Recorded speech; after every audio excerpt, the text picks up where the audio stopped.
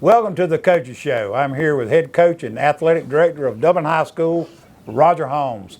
Coach, we're coming off a 48-3 thumping of Ace Charter out of Macon. Came in last Friday night in the Shamrock Bowl. Homecoming night. Good to see a lot of folks in the stands. Probably need to see a little more this coming week. We'll get into that in the final segment. Great game. A lot of different things happened. I saw our vaunted, used to be back in the day when DJ Wright and that group was back here. They call it the no-fly zone. Back in those days, we had 5 interceptions. DJ. Yeah. First play of the game to really get things going. Exciting play. Mike O'Neill had an interception. Sirius Towbridge came up with 2 interceptions. Was your player of the week last week for the Dublin football team. And then I think one of the ones that really excited the crowd himself, the sidelines of the football team, was when sophomore Kai Young come in, number 41, with an interception late in the game. Really good effort defensively.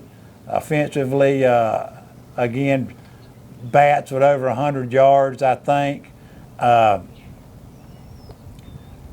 We had another running back, Trav Bostic, almost up to 100. He's fine. We're finally getting Trav to where he needs to be, I think. Some good things happened offensively. Mike O'Neill, perfect on passing. I think Jefferson Davis came in with our 2s, or I'll call them 1.5s. Yeah.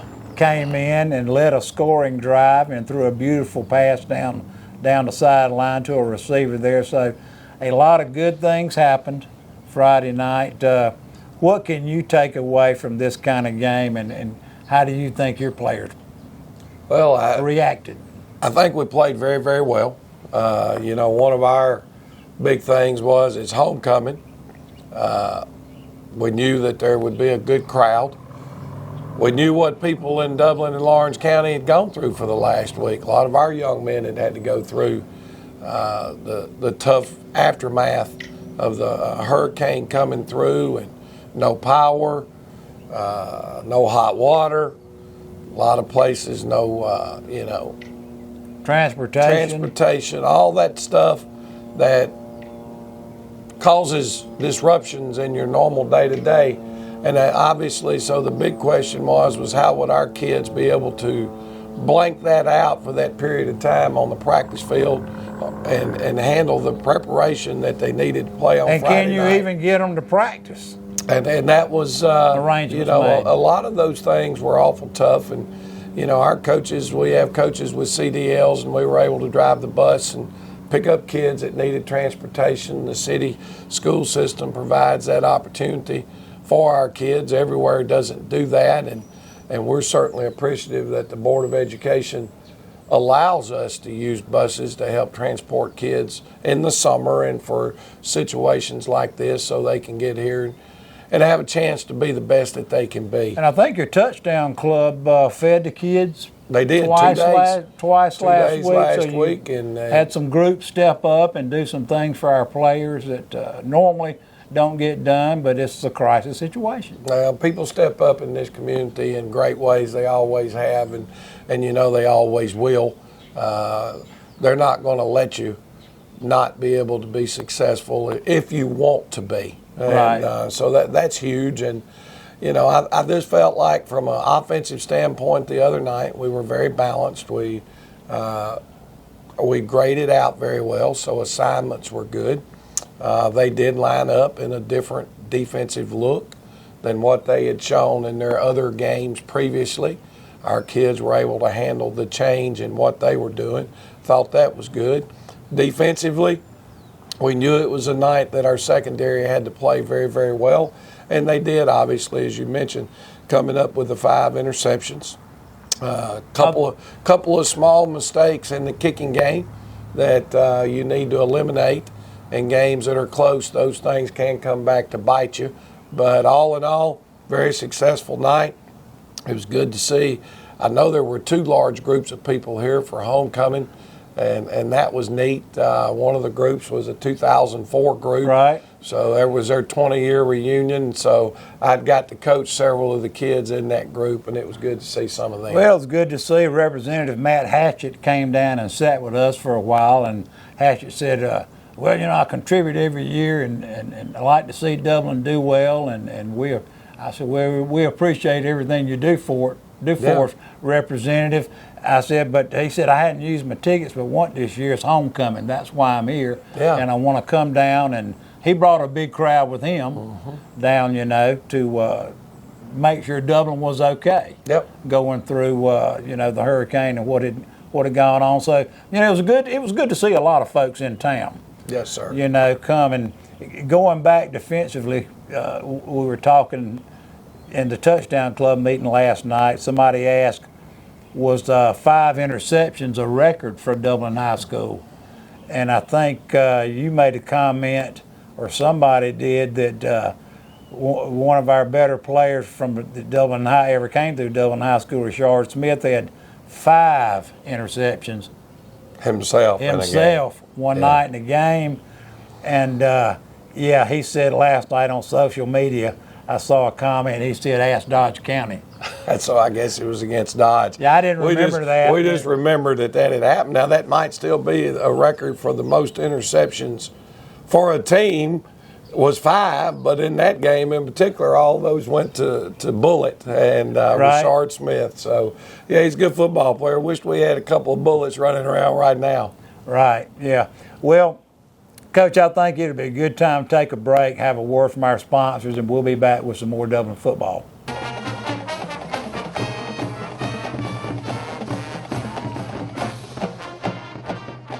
It's football season, and just like your favorite team, Dublin Chevy GMC Nissan's success is built on our teamwork.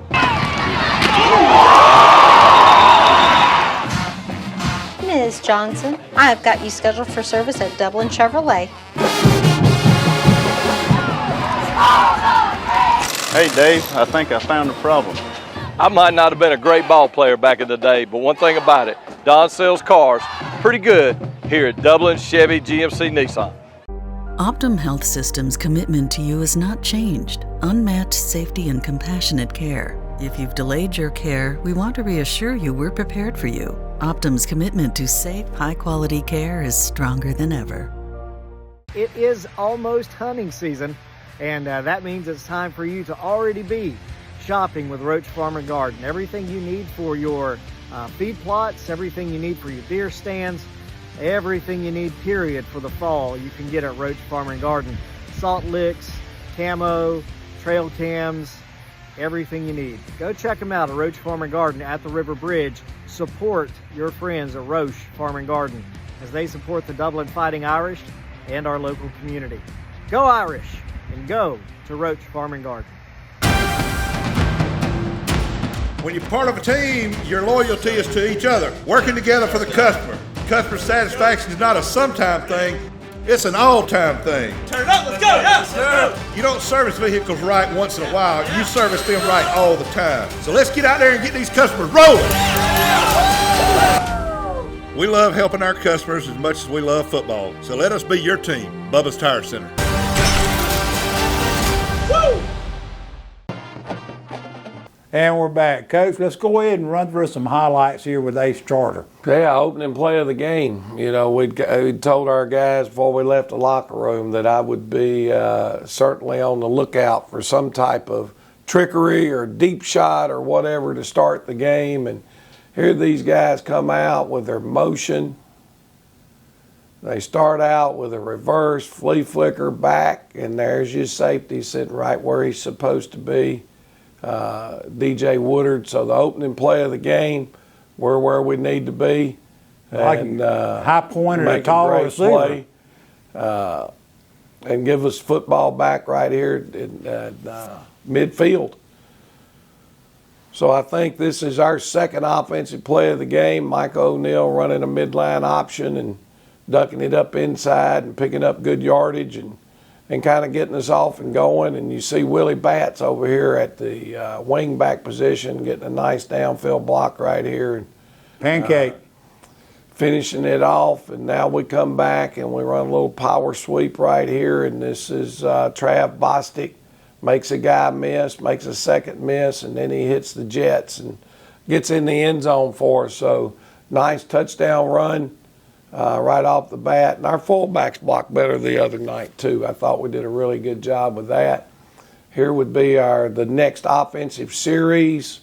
They take another deep shot, and there's another safety, number 3, Sears Tobridge, on the side there, coming off the hash, making a pick. And this one was aggravating. They call a block in the back. No, this is not the one, actually. Got to get in the dadgum end zone. We wanted that pickle barrel pick six. Right. $1,000. We just missed a shot to get 2 of them the other night. So, but again, the defense sets the offense up, gives us the football in great field position, and we go back and run the midline again. A nice block by our sophomore right tackle, Deontay Walker right here, turning out their defensive tackle. Mike O'Neal executing, getting in the end zone. You know, Zay Bostic had another great night blocking. Yeah, Zay's just a tremendous football player all the way around, and this is their 3rd offensive series, and they had a couple of nice running plays that gave them some pretty good yardage. And now we've got them, though, in a 2nd and 10. Quarterback tries to squeeze one in a real tight zone right there, and he overthrows the receiver a little bit. And there's Mike O'Neal with his pick, and there's the one we got. We got the block called back on right here. We got a block in the back call. What's the rule on that, Coach? Well, you know, number one, he don't hit him in the back. You can see that his head is clearly in front of him. Now, they could have called a blindside block, but we've got to be a little bit smarter in that situation. It's hard. You see him, he's looking, trying to find, but our ball carrier, that guy's not going to catch our ball carrier right there. So the smart thing to do is, you know, you got to lead with your hands, but the official called it a block in the back, and I clarified it with him, and that he just missed it, you know, but it didn't cost us because we were able to come back and get points. And, you know, we haven't run the triple option a whole lot in the last few games, but it is something that we rely on. And Willie Batts? There's a nice one there for his 18-yard run. Batts on the carry. Good execution by quarterback Mike O'Neal on the option. And we go back to another power sweep here, and you've got Trav Bostic back in the end zone. I think that was Trav. Yeah. No, that was Azante Walker. Excuse me. I knew Azante had one on the night.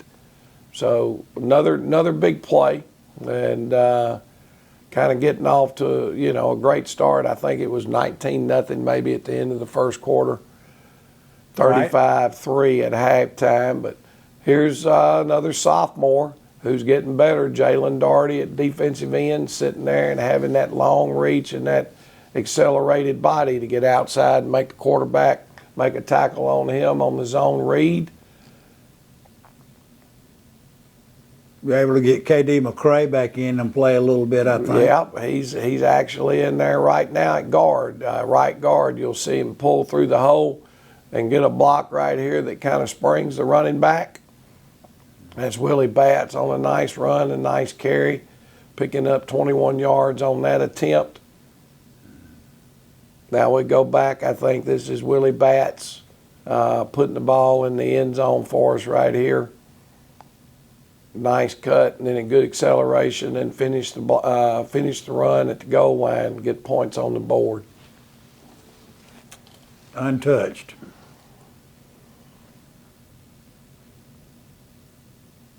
I think Channel 13 might have gave rib rocker of the night right here to Zay Bostic on this tackle, but, you know, we'll see some of these type formations this week against Northeast, and just a heck of a job by number 11 fitting the play. Defensive end did a good job of making it bounce outside, so nice play. Batts again coming back, running a power sweep. This one was designed to go one hole wider than the last one, but again, a nice spin.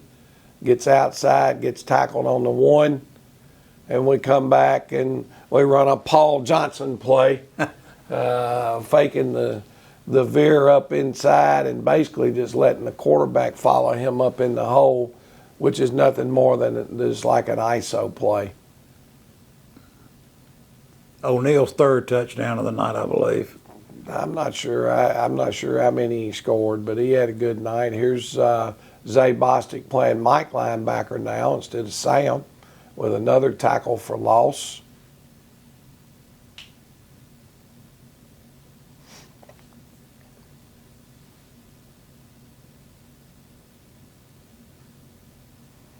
Good pursuit. Willie Batts on a tackle. There's a nice catch right here by Sirius Tobridge. Micah O'Neill with a hitch and go route. We'd thrown the hitch route a couple of times and saw that corner jump it. So we were able to get him with a hitch and go. We're hoping he'd be able to go there. Yeah, he was almost in the end zone. And then we come back, run the same play we ran a minute ago with Micah O'Neill. Touchdown there. I want to jump in here. I want to get this interception. A couple of these interceptions right quick. We're about to run out of time.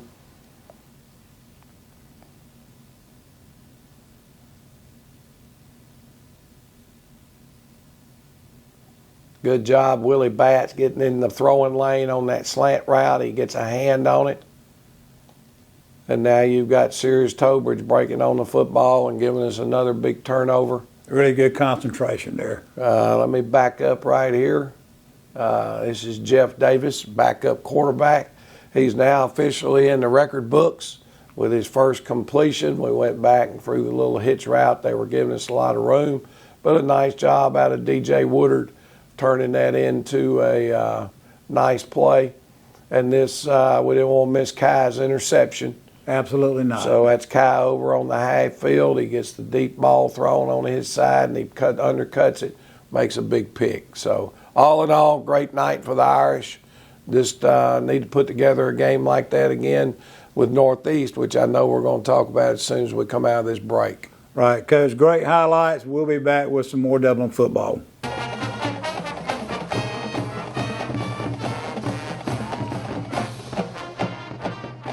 It's football season, and just like your favorite team, Dublin Chevy GMC Nissan's success is built on our teamwork.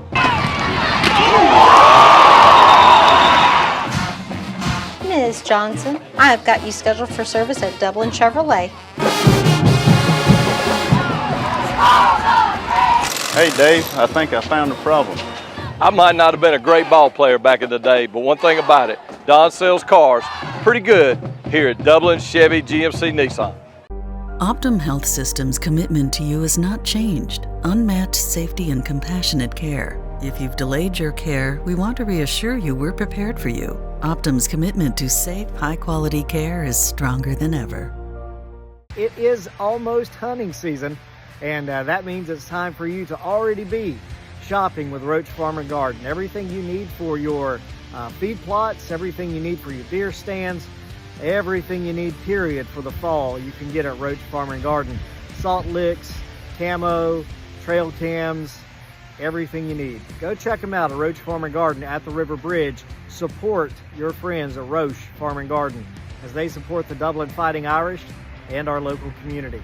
Go Irish, and go to Roach Farm and Garden. When you're part of a team, your loyalty is to each other, working together for the customer. Customer satisfaction is not a sometime thing, it's an all-time thing. Turn it up, let's go! Yes, sir! You don't service vehicles right once in a while, you service them right all the time. So let's get out there and get these customers rolling. We love helping our customers as much as we love football, so let us be your team, Bubba's Tire Center. Woo! And we're back. Coach, before we close things out, we're going to get into this battle. And I mean, it's going to be a battle with Northeast out of Macon coming in here Friday night. Looks like it's two undefeated region teams. It's going to be here in the Shamrock Bowl, 7:30 kickoff. You know, we want to encourage right here, right off the bat, everybody in Dublin, Georgia to come out and see a really, really big, tough football game? Well, Northeast Macon historically has been a very sound, solid football program ever since I've been here. There's one thing that you always could count on with Northeast was physicality. Even back in the 02, 03 years when we were playing those guys, it was always physically tough. Had an opportunity to watch them play live a couple of games this year. We got to see them on a Thursday night against Washington County. Got to see them last Thursday night against Bleckley County. Still the same type football team. Runners and hitters on defense. Their two linebackers, 10 and 16, are headhunters. They're going to run around and strike you. A defensive back jumps out to me, number 13, who's really a runner and a hitter and does a great job. Number 7 back there. I don't know. He's picked off numerous passes this year. He's really, really good. And then up front, all 4 of their defensive linemen are of good high school football size, 230s, 240s. And you flip it over on offense, that's where they're just as balanced, just as dangerous as they are on defense. I know when you look at them, they've got a left tackle and a left guard. Those 2 guys not only are good football players, and this is a compliment, they're nasty. Yeah, they play the game from whistle or through the whistle, which is what you want everybody to do. When folks think about Northeast, they think really about Nick Woodford, their running back. 2 years ago was All-State, probably a 3-star running back or something. Now got hurt, torn ACL maybe. He's back. He's playing tough now. And that's what people really think about. But you have mentioned 5 other players. Well, we're getting to him. That's what they think about. But you've mentioned, 5 other guys already that are could give you trouble. Well, they're so solid in so many ways. And now if you let the cat out of the bag, nobody knew about Nick Woodford, but no, jokingly, because I felt like that he was going into the season going to be one of the top recruited running backs in the state. Not only is he supposedly, or not only is he definitely one of the top running backs we'll have an opportunity to see, but they tell me what a wonderful kid he is. He may actually even be the valedictorian of the school. I think someone told me that. So all around good kid. All around tremendous young man. Went through that ACL tear, and that's so hard for a player to come back from. He did not play in their first game of the year, which they lost that one. Then I think he played a limited number of reps the next 2 games. Since then, since Washington County game, he's been a full-time go. He can throw the football. Him and the quarterback, number 5, they kind of alternate. Didn't know that. They're in the gun and the other one's running back, and then they'll put Woodford at quarterback and the other one's a running back. And doesn't necessarily seem to be that it changes much about what they do. Now, at the end of the day, they're very much like us. They will throw the football and they can throw the football. What they want to do is line up and make it a physical smash mouth football game. Those 2 running backs behind that offensive line gives them the opportunity to be able to handle that. I apologize. I got to turn off this phone. I didn't do it in advance. But, their kicking game, their returners are excellent. We've got to do a great job in our coverage, and their coverage is down the field. There's a reason why they're a ranked team. There's a reason why we're a ranked team. Both of us are good, solid football teams. Good, talented kids on both teams. This game will come down to a couple of 2 or 3 plays probably throughout the course of the game that could make a huge difference. I think our kids are going to show up and play extremely hard, and I'm sure Northeast is going to do the same. The thing I talked about at our Booster Club meeting last night is, it's a big game, and winning the region championships are important. This game can put somebody in the driver's seat, but it doesn't guarantee you anything because Dodge County's still sitting down there for both of us, and they're undefeated right now. And our schedule's not going to get any easier as we move on past this game. But the reality of it is it's just a great measuring stick for both football teams with 4 to 5 weeks left to go in the regular season. and give you a real idea of where you're going to have to strengthen your football team moving into the playoffs, because our goal is, and always will be playing your best football when game 11 gets here. Right, we're in week 7 now, looks like, and we got kids that are still learning. Oh yeah, still working hard, still trying to get better. And we're at a point now where it's not a do or die type situation.